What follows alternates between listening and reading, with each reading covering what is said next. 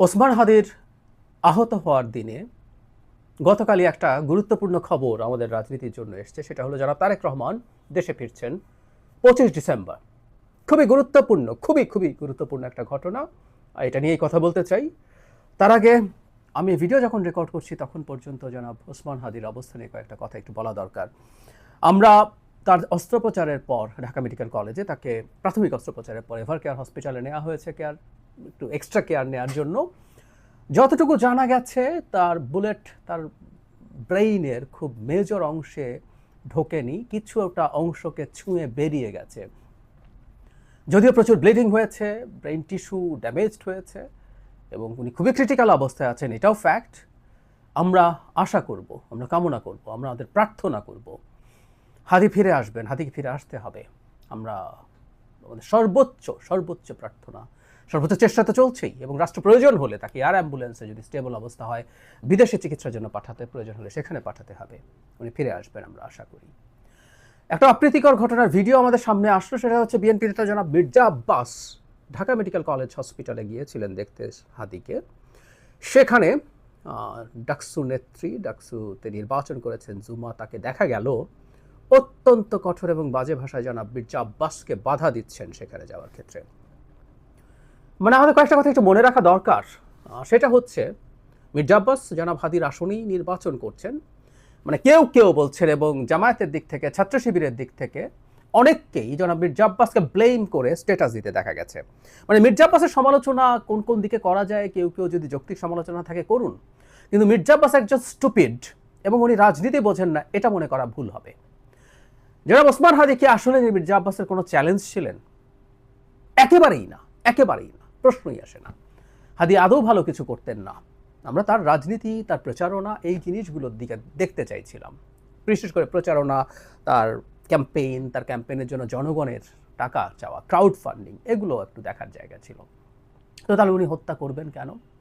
আর যদি কম্পিটিশনের পরিস্থিতি হয়ও এই হত্যার দায় তার দিকে যাবে, সেটা জেনে শুনেও তিনি হত্যা করবেন?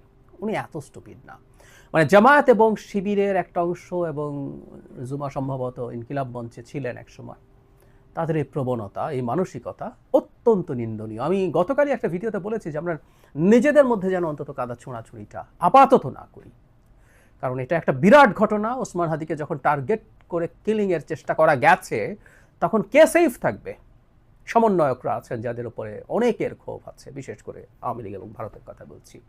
নির্বাচন পিছিয়ে দেওয়ার একটা ষড়যন্ত্রের কথা শোনা যায়, আমরা কিছুটা জানি। এই চেষ্টা আছে, এই চেষ্টা থাকবে। সুতরাং আমাদের মধ্যে এই ঘটনাগুলো যেন না হয়। আমরা আবারও বলছি, আশা করি হাদি সুস্থ হয়ে আমাদের মাঝে ফিরে আসবেন। এবার আসছি জনাব তারেক রহমানের ক্ষেত্রে, আলোচনার ক্ষেত্রে। উনি 25 ডিসেম্বর দেশে ফিরবেন। আমি জানি না তারিখটা পূর্ব নির্ধারিত কিনা, হতে পারে এটা পূর্ব নির্ধারিত, হয়তো আরেকটু পরের দিকে তারা জানাতেন, কিন্তু জনাব হাদির আহত হওয়াটাই, গুলিবিদ্ধ হওয়াটাই আমরা নিশ্চিতভাবে বলতে পারি তাকে এই সিদ্ধান্তটা প্রকাশ করতে মোটিভেট করেছে। আর যদি পুরোপুরি চূড়ান্ত দিন নাও হয়ে থাকে, আমি ধারণা করি এটা এই ঘটনার কারণেই চূড়ান্ত দিনটা নির্ধারিত হয়েছে, সেটাও হতে পারে। এভরিথিং ইজ পসিবল, বাট অত্যন্ত স্মার্ট, ব্রিলিয়ান্ট একটা সিদ্ধান্ত। ইয়াস, আমি মনে করি 25 তারিখ তিনি আসলে, আমি 25 তারিখের ব্যাপারে আমার যেটা অনুমান সেটা হলো ছুটির দিন। তিনি আসলে যখন তারিখ ঘোষণা করে আসবেন, ঢাকায় প্রচণ্ড জনসমাগম হওয়ার সম্ভাবনা আছে, নিশ্চিতভাবেই বলা যায়। সো জনগণের যাতে সমস্যা কম হয়, তাই এইটা যেহেতু ছুটির দিন, ক্রিসমাস, সেই দিনটা একটা ভালো দিন এই বিবেচনায়। কিন্তু তিনি আসার সিদ্ধান্তটাকে আমি খুবই সিরিয়াসলি প্রশংসা করতে চাই, কারণ হাদির আহত হওয়ার সাথে সাথে নানান কথা বলা শুরু করছেন। যারা তারেক রহমানও তো টার্গেট হতে পারেন, সমন্বয়কদের কথা বললাম। নির্বাচন কি অনিশ্চয়তার দিকে চলে গেল? নির্বাচন কি হবে? এই প্রশ্নগুলো ক্রমাগত যখন আসতে থাকবে, এটা আসতে পারত। এবং আমি প্রায় বলি এই কথাটা, শেখ হাসিনার সময় বলতাম, ভয় যেমন সংক্রামক, সাহসও সংক্রামক। সো ভয় সংক্রমিত হওয়া শুরু হতে পারত যে না, নির্বাচন তো হবে না মনে হয়। এবং আমি ধারণা করি এই ধরনের ঘটনারও দু একটা ঘটানোর চেষ্টা হতেও পারে। আমি জানি না তারা সফল হবেন কিনা। সরকার যদি এই ঘটনাটাকে খুব ভালো মতো ট্যাকল করতে পারে, অভিযুক্তদেরকে, আসামিদেরকে ধরতে পারে এবং দ্রুত বিচারের আওতায় নিতে পারে, তাহলে এই সম্ভাবনা কমিয়ে আনার সুযোগ হতে পারে। যাই হোক, এই সময় জনাব তারেক রহমান দেশে আসছেন, তিনি দেশে আসবেন কি আসবেন না, কেন আসবেন না, এটা নিয়ে প্রচুর জল ঘোলা হয়েছে। একটা সময় তার নিজের একটা স্ট্যাটাস খানিকটা তিনি নিজেকে বোঝাতে গিয়ে খুব স্পষ্টভাবে না, কিন্তু কিছু এক্সটার্নাল ফ্যাক্টরস আছে যেটা তার দেশে ফিরে আসাকে থেকে তাকে নিবৃত্ত করছে, ইঙ্গিত দিতে গিয়ে আরও বিতর্ক সেটা নিয়ে ট্রিগার্ড হয়েছে। শুধু তাই না, নোংরামি হয়েছে। তিনি কুসন্তান, কুপুত্র, তিনি তার মায়ের এই অসুস্থতায় ফিরছেন না দেশে, এরকম নানান রকম কথাবার্তায় ভরে গিয়েছিল। সো সব সমালোচনা আলোচনা শেষ করে দিয়ে তিনি দেশে ফিরছেন। আমরা বোধ করি যে তার নির্বাচনের আগে ইনফ্যাক্ট তার যে ক্যাম্পেইন সহ সব কিছু হবে, তার পর্যাপ্ত সিকিউরিটির ব্যবস্থা হয়েছে, বুলেট প্রুফ গাড়ি আনার কথা আমরা জানি।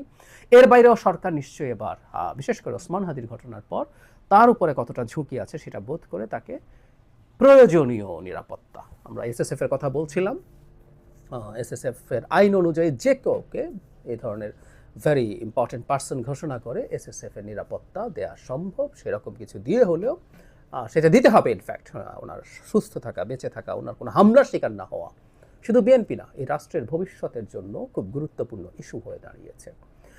যাই হোক, জনাব তারেক রহমানের এই সিদ্ধান্তটা এক্সপোজ করা খুবই গুরুত্বপূর্ণ কাজ হয়েছে, এবং আমি বিশ্বাস করি, অনেকেই বিশ্বাস করেন, তিনি যখন দেশে ফিরে আসবেন বাংলাদেশের নির্বাচনের পথে যত বাধার চিন্তা বা বাধা তৈরি করার চিন্তা, নির্বাচনকে বানচাল করার চিন্তা যাদের আছে, সেগুলো শেষ হয়ে যাবে তা বলছি না, কিন্তু সেগুলো খুব বড় স্কেলে চাপে পড়বে, ধামাচাপা পড়বে, তারা ব্যাকফুটে যাবে, এটা আমরা নিশ্চিতভাবে বলতে পারি।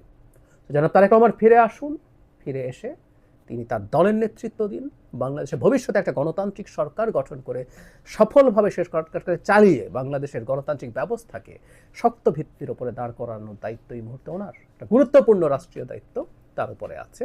আমরা আশা করতে চাই, আমরা বিশ্বাস করতে চাই সেই দায়িত্ব তিনি মোটা দাগে ভালোভাবে পালন করতে পারবেন। আসলে একটা ডিস্ট্রাক্টেড সিস্টেম শেখ হাসিনা যেটা ফেলে গেছেন, সেখানে থাকা তার দলেরও মধ্য থেকে তিনি শতভাগ দক্ষতা এবং সিনসিয়ারিটি এবং সততার সাথে তার প্রচুর মানে লোকজনকে পাবেন কিনা, টিম পাবেন কিনা, অনেকগুলো যদি কিন্তু উপর তার সাফল্য নির্ভর করে, কিন্তু আমি আশা করতে চাই তিনি তার এই দায়িত্বে সফল হবেন।